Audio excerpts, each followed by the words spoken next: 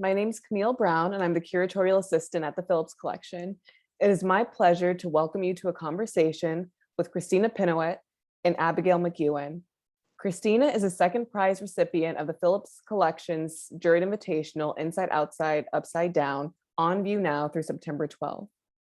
Kristina began working with fiber and textiles as a child, learning to crochet and sew during summer visits to her grandparents' farm in the Pacific Northwest.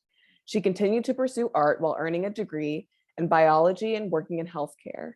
Kristina attended the Otis College of Art and Design in Los Angeles, concentrating on sculpture and environmental design, and began working in model making, film production, and stage design. Inspired by production design work and a continued interest in form and space, she pursued a graduate degree in architecture.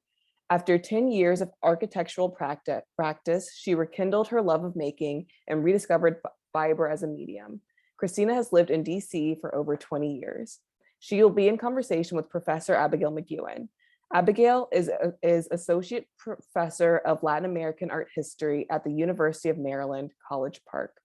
Her research and teaching interests span the modern Americas with emphasis on the art of 20th century Cuba and Puerto Rico, the transnational history of abstraction, and the post-war avant-garde.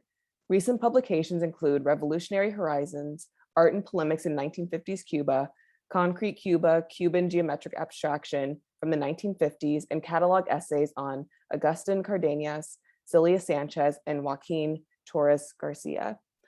Please feel free to add any questions that you may have into the chat, and they will try to answer them for you at the end of this discussion.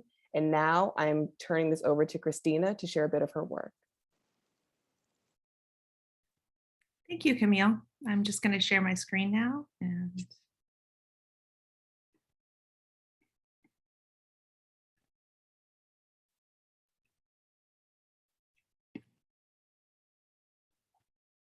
Thank you for the opportunity to be here tonight to discuss my work. I very much appreciate the inclusion in the show and the special acknowledgement that I received from the jurors. When I view artwork in a gallery or museum, I often wonder how the artist arrived at the point of creating the piece. So tonight, I'll be showing you how I arrived at the place to create How Many More through a presentation of my inspirations and my work up to that point. After the presentation, I look forward to speaking with Abigail about my work and answering questions of others with us tonight. This is an example of work created by my family. Although life in my immediate family proved to be quite a challenge during my childhood, I could always find refuge with my grandparents and older relatives. Many of them sewed, knitted, and crocheted, often to provide income from their families rather than just a hobby. Because of this, I learned how to crochet before I could read, sitting with my grandmother, trying to make perfectly even stitches or having to start over at her behest. You'll see this fascination with perfection and the subsequent human failure to achieve it reappear throughout my work. Before I went to art school, as Camille said, I studied biology. Afterwards, I also studied architecture. So while my themes tend to be inspired by emotions and challenges of life, I am often influenced formally by nature, by bodies in decay and malformation, by structural repetition, both linear and rotational. During architecture school, I received a fellowship to spend time in Japan studying national treasures, craftspeople, and artists at the height of their accomplishment. During that time, I learned about the concept of wabi-sabi, where one finds beauty in imperfection and artists strive to achieve a perfect object, but then often purposefully make a mistake to show the humanness in the creation. Given that my quest for perfection is in many aspects of my life, this idea fascinated me and has stuck with me throughout my adulthood. On the left, you see a raku bowl, and next to it, some boro fabric from the 19th century Japan, both of which represent this concept of wabi-sabi. People often ask how I created fiber as a medium, since my early work during and after art school was with more traditional materials such as wood, metal, and clay. After leaving architecture to raise my premature twins, I was looking for a way to continue to be creative. The three of us participated in a Waldorf school parent-child class where I was introduced to wool fiber as a toy-making material. We made balls and little pictures, and I just fell in love. Here was a material that was non-toxic, required few tools, could take up very little space, and could be left in any process for any amount of time with very little preparation. It was the perfect material for an artist with small children. On the left are my children as toddlers. Next week, they'll be starting high school. On the right is my first needle felted object that was made from a kit about 12 years ago for my son. Once I found my new medium, I began learning about its techniques, working with established fiber artists internationally. These images are some of my first pieces that I made at a workshop with Andrea Graham, who's from Canada. I also realized that I hadn't learned much about textile artists and the female abstractionists of the 20th century during my art classes in school. So I began to research the practice from that perspective as well. Here are a few artists whom I find to be most inspirational. As I began to find my own voice, the first series of work that I created was a collection of life-size, needle-felted belly buttons. In this work, I was interested in the intersection between two people and the idea that that intersection occurs at one of the most vulnerable parts of our bodies, unprotected and sometimes exposed. An area that goes from being utilitarian to functionally useless, physically nourishing to vaguely sexual. It's something that everyone has and few acknowledge. Each one is different and each one is imperfect. While I was working on the navels, a friend sent me a page of fingerprints she discovered in an antique shop. Like the belly buttons, we all have fingerprints, but these fingerprints are also identifiers.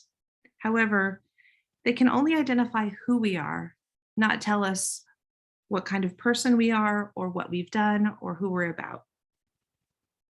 Therefore, I decided to create a series of work based on the abstraction of fingerprints of both previously incarcerated individuals and those that some people would consider more upstanding citizens, to remind us that while we take different paths in life, we are really all the same.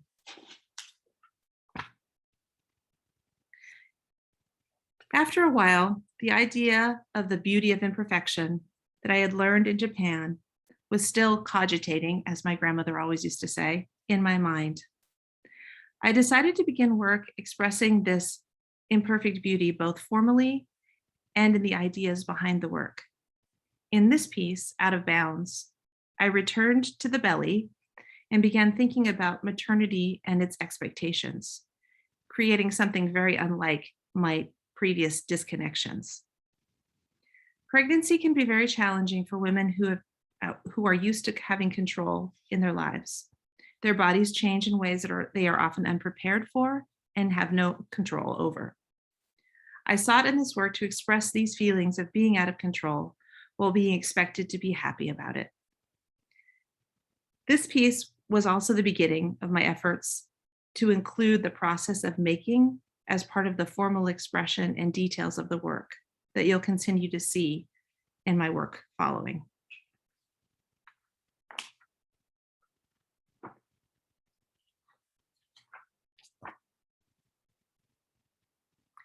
In this piece, As Respoken Lies Become Truths, I was thinking about how truth has become more biased, perceived as a cultural construct than actually factually based. We lie to ourselves and others in an effort to warp perceptions of reality into something that serves us. This can occur on a personal level with parents, lovers, or friends, or on a societal level with our political leaders and elected officials. These lies create a bifurcation between our internal understanding and our external presentation, and creating a wound within us.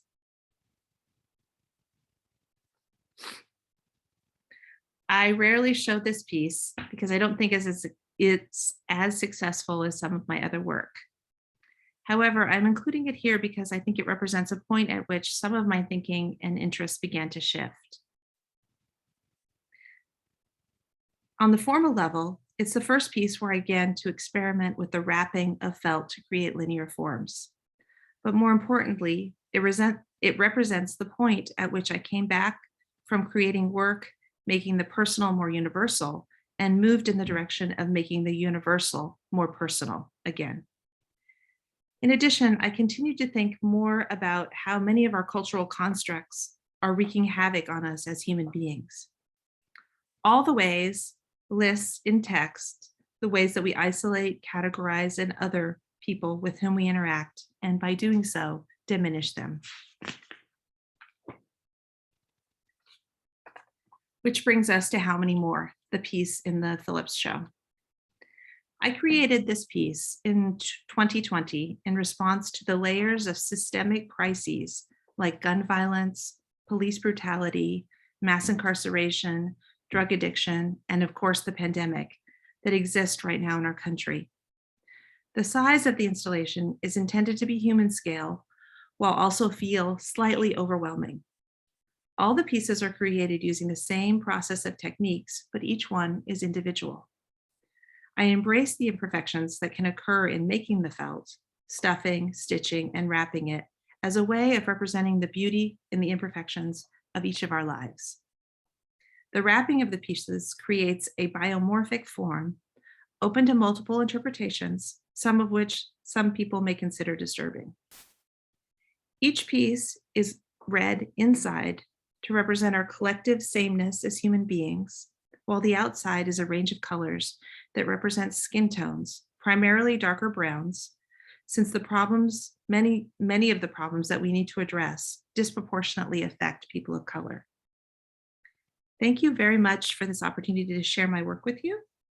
I have some additional shows coming up in the future. If you're interested in seeing some new work, both at the Foundry Gallery in November and at the Delaplane Art Center in February. Showing. Kristina, thank you so much for that presentation. It's wonderful to see the evolution of your work, and as you say, the navigation between the personal and universal and kind of back and forth again. I wonder if we could start by kind of revisiting kind of questions of process. You've mentioned kind of the humanity of the making, of the labor. I imagine the intensive labor that goes into creating your material itself. I wonder if you explain to us a bit your process. How do you kind of create kind of the felt, the material that you work with? What's that Sure. like? Sure. So there are two main processes for creating felt. One is called wet felting, and then one is called needle felting. Wet felting is a very traditional way of making felt. Many people believe that it's the first way that human beings made fabric was through the felting of animal fibers. And I, in particular, use sheep's wool, which has little hooks on each one of the fibers. And as you agitate that with warm soapy water, that's the title, wet felting, those hooks bind together. And the more that they're agitated, and the more that they bind together. So that's part of the process. I also use needle felting, which comes out of a late 20th century industrial felting technique where they used plates of needles that also have little hooks in them to manually agitate the fibers. In the 1970s, people discovered that if they took just a few of those needles rather than thousands of them, they could make three-dimensional objects. So I also use that technique, and it's usually a combination of the two. I also stitch the pieces. In How Many More, it's stuffed with additional wool fiber. Yeah, that's. I'm curious, so you if you create kind of this kind of wool material and then you dye it, is that right? I don't typically, although I do dye some of my fibers. Most of my fibers I buy pre-dyed. I buy what they call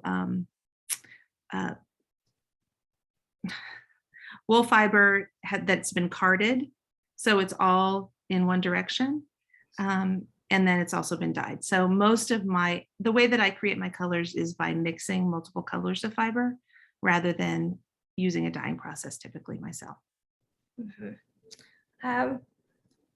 You've talked about, to some extent, the movement in your practice between kind of craft to kind of art. What was that experience like to kind of approach this medium and then to base kind of your practice around it? So, as I said, it was although I grew up using fiber to make utilitarian objects, coming to it with my children was kind of a different experience. But I really felt like, because of the humanness of the fabric making, I was able to use it as a material to express bigger ideas. Ultimately, once I kind of got the handle on how to actually manipulate the material itself, that took a while. And for me, the actual making of things, while interesting, it becomes more provocative, and it crosses from the idea of craft to art when you engage in a larger idea. So, for example, the fingerprint pieces, they mean something more to me because they're based on both incarcerated people and people who have not been incarcerated, rather than just putting some felt together to make, a toy, for example. Sure. I mean, it's interesting for me just to notice the kind of dynamic between an individual body or body parts, kind of the body in pieces or turned inside out, and then the social body, kind of, right, connecting from a belly button, from a fingerprint to a population, referencing the incarcerated, referencing communities of color. That's an interesting tension in a way that's held together by your work. I'd say very, very powerfully through your medium. Oh, thank you, Abby. Yeah, I think that's when I was talking about the idea of going from the personal to the universal and then back again, I think I tend to walk that line quite a bit. A lot of the work that I did earlier had very personal references that I then tried to show could be universal, and I sort of went the opposite way with How Many More. And it's interesting because I also find sometimes in the way that I work that I sometimes work from concept and I sometimes work from form, and find my way to the middle from either direction at times. I'm not someone who goes from a sketch to a model always to the final product. Sometimes I play with the fiber and find something that I'm interested in and then begin to think about what that represents or what that could represent. And sometimes I do start with an idea and move it through a more traditional process. Mm-hmm. Curious just about the timeline of your work. Do you work on multiple pull pieces at the same time? How long might you spend on a work or a series of works, say? So it depends on the size of the piece. So the belly button pieces, I still actually make those sometimes when I have a free moment, or when I'm in a sort of creative lull. I know that I can always make a belly button, and it gives me some time and some space. It's almost a meditative process. In terms of whether I work on multiple pieces at once, I definitely do to a certain extent. For example, the How Many More piece, that took a very long time to create all of those. And there were times when I was doing other projects at the same time. Other projects, if they're smaller and they take less time, I might work consistently on that one project until it's completed. I didn't just work in my studio on the How Many More piece. In fact, that one came back and forth between my house and my studio, often stitching at night, while I was spending time with my family. Well, I want to ask about the question of gender. Many of your earlier pieces kind of explicitly, but through kind of very powerful metaphor reference the female body, as you've said, maternity, kind of the umbilical cord. What's the importance of kind of that female kind of presence or metaphor in your work? Well, I think for me, motherhood has been a big part of my life. So I think that's a very personal kind of reference for me. And I think it's also, like, as we were talking before, a very universal thing. You know, there are many people who have children in the world, and have mixed feelings about that. I also, I think I'm a mother, but I'm also a daughter, and that kind of connection in that long history of maternal influences in my life, has played a part for sure.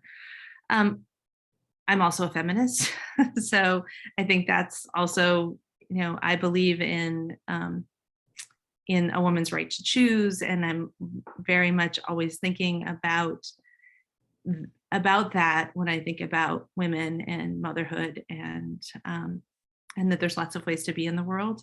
But I think we all have a mother, whether we have a relationship, whether we have a positive relationship, a neutral relationship, or a negative relationship. And so I think it's something with which we can all identify. I think so. And as you say, kind of the complexity of a maternal relationship, maybe from both positions, mother and sort of daughter. It's interesting in your work, there are kind of sutures, openings, kind of crevices. There is that kind of biomorphic resistance and yet kind of opening. That's kind of formally such an interesting tension, especially with this medium, which is itself kind of organic and kind of pliable, and not rigid, which gives you a lot of kind of openings for I don't know, the nuances, the complexities of these relationships.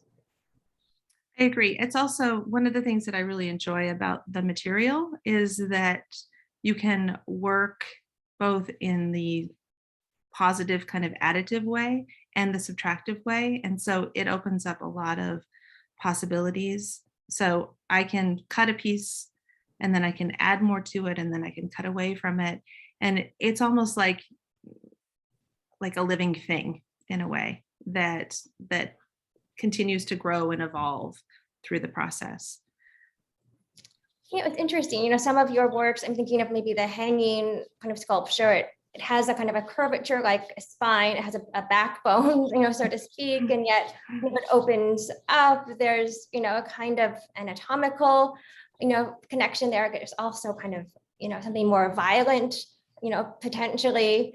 But it could also look like a shell. There's an interesting kind of biomorphism kind of there that's nuanced and ambiguous in really compelling ways.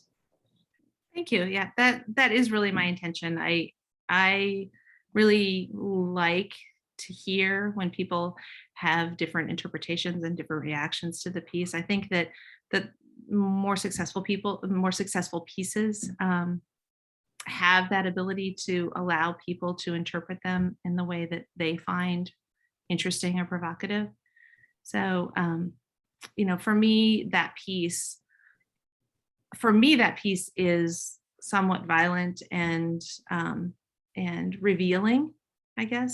And my favorite part of that piece is actually, I'm just going to go back and show that piece really quickly, if that's okay.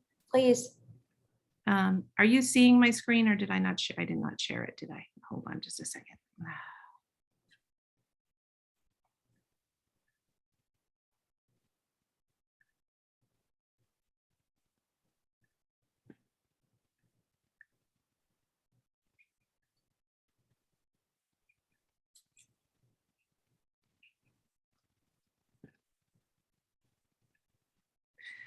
So for me, the most interesting piece of this work is actually this small little hole here,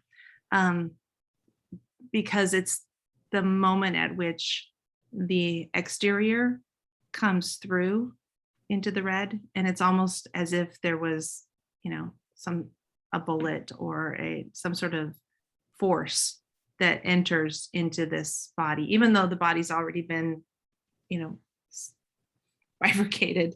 That's for me, that's the moment that when I look at the piece, that's what I enjoy looking at and seeing what comes through there in terms of the quality of light and things like that. I'm curious a bit, especially looking at a piece that hangs, or even kind of how many more, about how, the nature of installation, how important that is or isn't to your works, the way that they are kind of installed on a wall, given their size or scale. I really appreciate the movement of being able to hang the work. I think for those pieces, they have been most successful in that respect. I've tried different installations of how many more in my studio and in other situations, and it's really the way that it is installed at the Phillips is really my favorite way to show the piece, because it has a sense of movement and of falling. And so the pieces on the floor you can interpret as having fallen already or being dragged by some sort of process as opposed to being installed against the wall where it lacks as much energy. And for the other piece that we were just talking about, the lies piece, I like the fact that it can rotate. So you have, without moving around it even, you can have multiple perspectives. I do wall work. I find that it's also useful in some contexts. The out of bounds piece, I like the fact that there's a rigid frame around that then the belly or is coming forward. And I think that benefits from being on a wall because of the sort of more uniform presentation. For sure. Maybe let's talk a bit more about how many more. I think I've said to you, for me, the work really epitomizes the exhibition as a whole. It is inside, outside, upside down. We have one of the body almost, there's an anthropomorphism of the forms, but yet they also kind of call to mind kind of an internal anatomy, kind of the intestines. The colors, they're of skin, but they're also of blood, of our organs, and the bodies are vertical and they're prone. And as you say, there's a kind of a dynamism and energy around the work, something that's very animate, that maybe speaks, so well to the anxieties, the emotions of the past year. And I wonder if you could talk to us about how the work kind of developed, what inspired it, how it came kind of into being. So I think in terms of inspiration, we are in such a challenging time in our lives. And I think the pandemic was just sort of another brick on top of many, many, many challenging situations that particularly in American society we have. So that, I think for me, it helps me to process some of the things that I see, the things that I experience, the things that my friends are experiencing, by making art. And so for me, it was a bit of a cathartic kind of expression. It's also, but formally, I think it was a process also. So it began with just an idea of wanting to create something that was human sized without being life size, I guess. And referencing skin tones without being as blatant about it as I might have been otherwise. The red, having the red on the interior, it's something that I'm drawn to. You see it in a lot of my other pieces. I think it's also, for me, it's a representative color of who we all are kind of on the inside, right? We're all made of flesh and bone. and so this idea that I wanted to create something that, like I said in the presentation a little bit, that was human scaled, but felt a little overwhelming. So, there are a number of, I think there's 49 of the pieces that make up the installation. I wanted it to feel like there was more than you would necessarily feel like counting, that you could be kind of in the space when you were looking at it, and just to kind of feel the idea that it's almost more than you can handle without, but still can address it. I guess there's that tension again that I think it's so important that we address these social issues. And so I think that was the intention behind it, really, and the scale and the making of it. In terms of how I actually made it, I started out with a maquette. I hardly ever draw. I might do a quick sketch about something, but I often start with maquettes and work from there, and then the pieces evolve over time.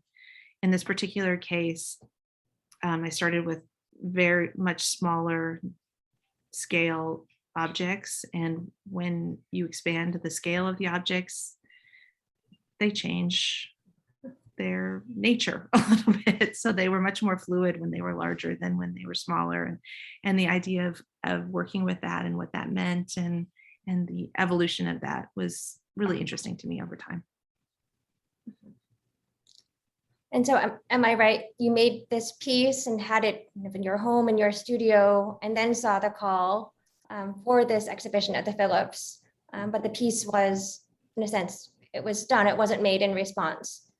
It was not made in response to the Phillips. No, it was done sort of, or I think I finished it in late March of 2020. And it was done specifically to kind of address my concerns and what I felt I needed to kind of get out in the world to a certain extent. And then I saw the call and then I thought, oh, I have to submit to this is perfect. I think this is perfect. This is the only piece.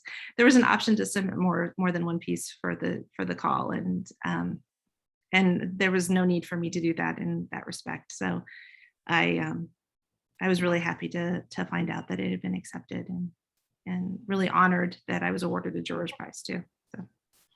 Of course, in a way, this work, I think even certainly, your earlier work speak to kind of some kind of universal humanity. But this one in particular addresses a collective, a social body in a more explicit way. Is this something you want to continue, do you think, to explore in your work, or is this really just a very kind of specific response to kind of a historical moment? To be continued. I'm not sure yet. I think I will continue to certainly address more universal themes.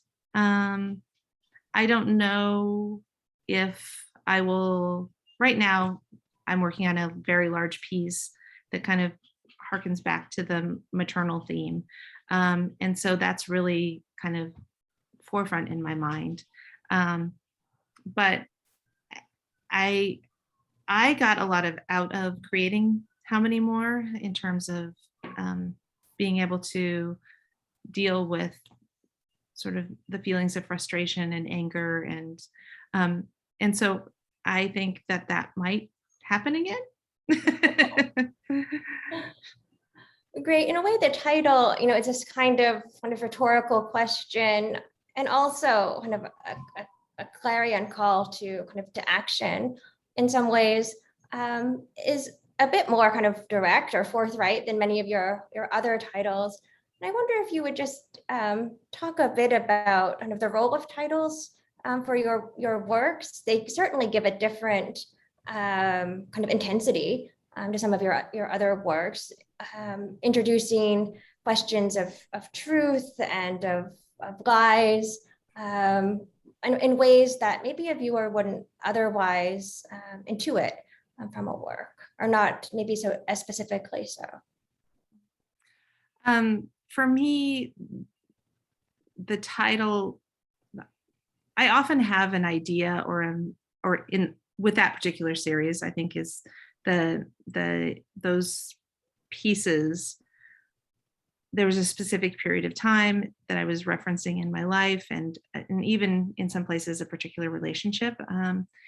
And at the same time, knowing that that experience is something that other people also have at times. So I think in some ways they were expressionistic representations of those memories. And so I wanted to imbue the piece with that memory through the title.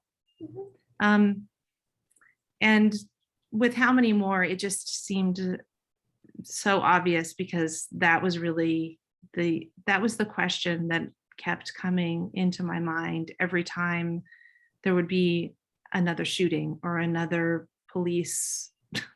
horrible police situation with someone, or more people dying because we didn't know what was going on with the pandemic. I mean, all of these things, just how many more people, how much more of this can we take? And so it just seemed to be the most obvious title for that work. For sure. I'm curious, how was your own kind of studio practice, to some extent, your life affected by the pandemic over the past year and a half? How was your making? Certainly, you responded with this incredible piece, but kind of beyond that, what was your day-to-day life like working as an artist? Well, I had two middle schoolers, so that were homeschooling or virtual schooling. I guess homeschooling is a totally different thing.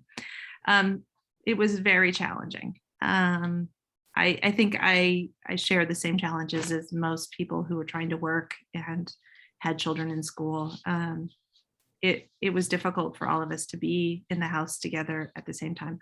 I am lucky enough, I actually moved my studio mid-pandemic from a shared space that had shared HVAC to an independent space with its own HVAC. So when my kids didn't need me to make sure that school was happening the way it should happen, I could be in my studio. I felt safe enough to be in my studio.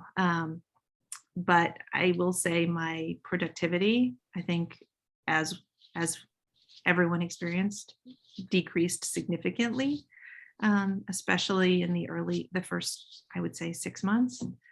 But I have to say, my husband didn't lose his job. My kids could still attend school. I was incredibly lucky. I had a house that I could live in. There were so many people that suffered so much more, that I really feel like my not being able to make art for a few months pales in comparison to other things. Fair enough. You've mentioned a few times kind of the ways in which your work has responded to kind of a personal experience, a moment that you were in a way processing through your practice. I wonder if you think of your work as kind of biographical in some ways, as kind of some record, some expression of kind of your lived experience through this process of making it. I definitely think more explicitly with some pieces than with others, for sure. But I think any kind of making I think any art, it ends up being biographical, really, right? I mean, I think it becomes the record of what the artist is thinking about or interested in at the time. But excuse me. But yes, I definitely would say that that some of my work has been biographical. I feel like I'm moving a little bit farther away from that. Although, like I said, I'm working on a maternal piece again, so maybe not as far away as I think I'm getting. Maybe coming full circle in ways. Right. You mentioned earlier, and if you worked with in the past kind of wood and metal hard materials, very different from fiber. Any interest in returning to that, or is fiber kind of the future, the near future of your practice, your medium of choice? Do you want to work in other media? It's definitely my media of choice. I do think about doing a combination of work, and I do incorporate other materials into my work. Sometimes there are often small pieces of glass or metal embedded in the fiber and then exposed. And so I do think about the idea of combining those more and making the other elements, the other material more prominent, but I haven't pursued that yet. Are there kind of ways of working with fiber itself that are kind of interesting to you, things that you want to still do with the medium that you haven't yet had the opportunity or the right kind of project to explore? I would like to do a room size installation of fiber, and something that could be really, that would be really immersive, and something that you could walk through and engage with and pick up and move about. I think that would be really interesting. So I guess the scale is the thing that would be fascinating. And honestly, I just really love, I love working in fiber. I love the way it feels when I do it. When I can't get into my studio for a while, it's almost like when you exercise a lot and you start to crave exercising. I feel that way about working in fiber. Like I really feel like I have to get my hands on some fiber. But even like now, you can't see me, but I'm like putting my hands in like I would be felting on the table in front of me. So for me, it's just the tactile nature of it is something that really appeals to me. So I think as far as I think I will continue to explore it. And I think looking at different themes, I feel very comfortable in my ability to manipulate the fibers now. So I actually am starting to pull back a little bit in terms of, like I said in the presentation, the perfection, right?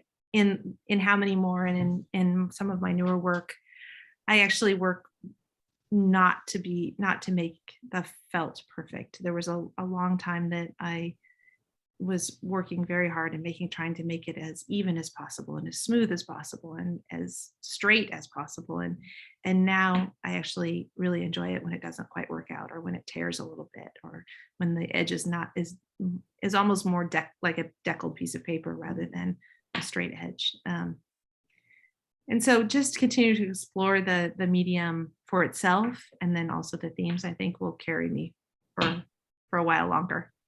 Oh, I have no doubt. You've spoken a few times about the tension between a quest for perfection and yet also the embrace of the imperfect. So that's an interesting kind of dialogue.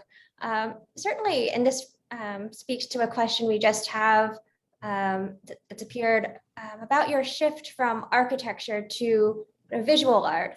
Certainly associate architecture with the kind of a geometry with a certain precision, and yet felt fiber seems to be, as you've explained, imprecise and perfectly so. Are there aspects of architecture, nevertheless, that you have translated or that you want to translate to your current practice? So I would actually argue that architecture was a brief departure, not the transition itself. The art school came before architecture school, and then I went back to art. And but I will say, I think what I got mostly from architecture, and I will say I didn't like the precise part of architecture. I wasn't that kind of an architect. I really liked talking about the ideas and the overall design of architecture, much less than the wall details and things. My husband's also an architect, and so but he's into the details. He likes it. So we often have a very different perspective on buildings and the way of building. But I would say the most, what I bring from architecture most is the iterative design process, the making and then remaking and the attention to detail without the perfection that comes with that. Interesting. I'm reminded, I'll say, in my field of Gego, an artist who kind of moved to Venezuela, started at kind of the Bauhaus and in that tradition, and then kind of developed her own kind of very kind of immersive, sculptural, kind of organic kind of practice that in a way kind of engages kind of the parameters, the geometries of architecture, but in kind of very much an embodied kind of sensibility, very much like your work in her case with kind of wires. So a different medium, but also one that's flexible, kind of mutable, that can be kind of hand shaped. We have not so much a question for you, but for the Phillips.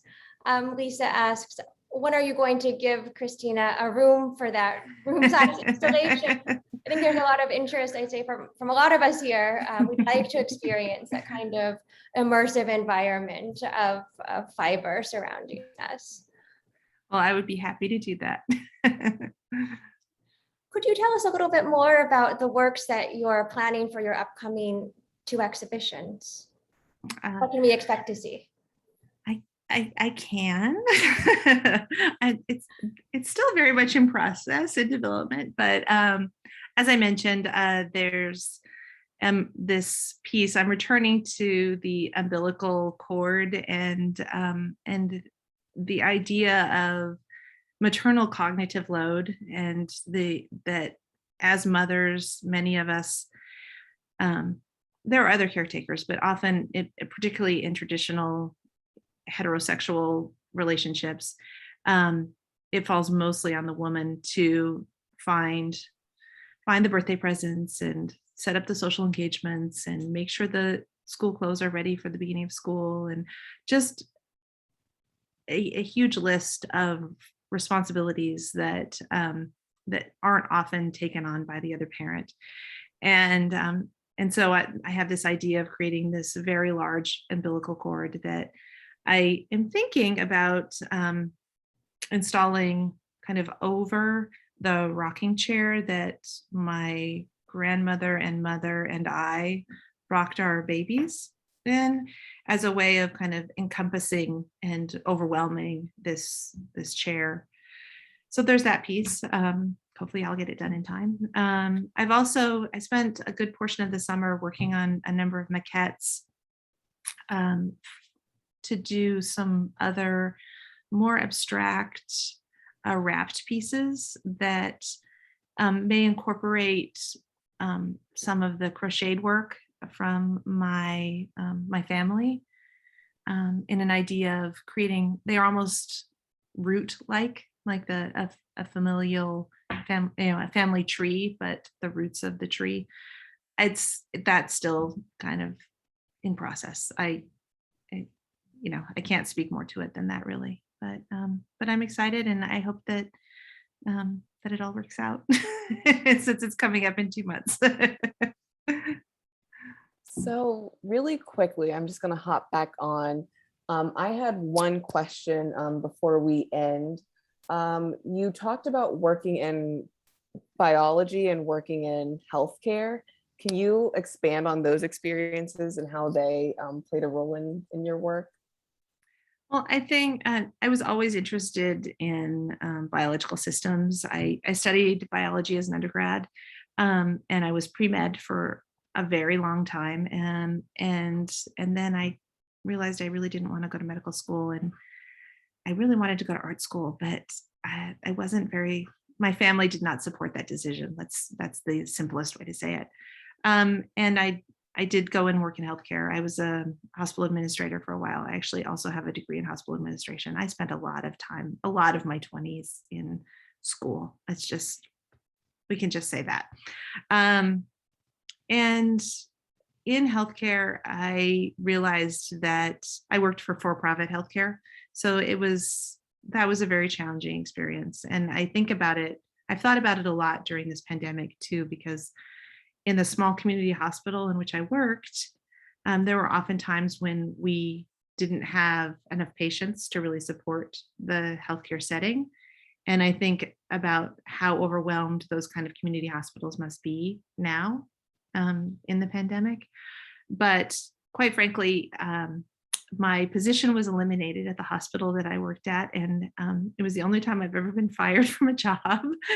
But it was the best thing that happened because it gave me the freedom to finally acknowledge that what I really wanted to do was something much more creative. And then that's when I worked on my portfolio and applied to art school. So, Well, we are very glad that you did. thank you. I am so too. if there are no other questions, I think we can say goodbye. Thank you so much, everyone, for joining. Thank you, Kristina. Thank you, Abigail. This was wonderful. Oh, thank you so much for the opportunity. Of course. Have a good evening. You too.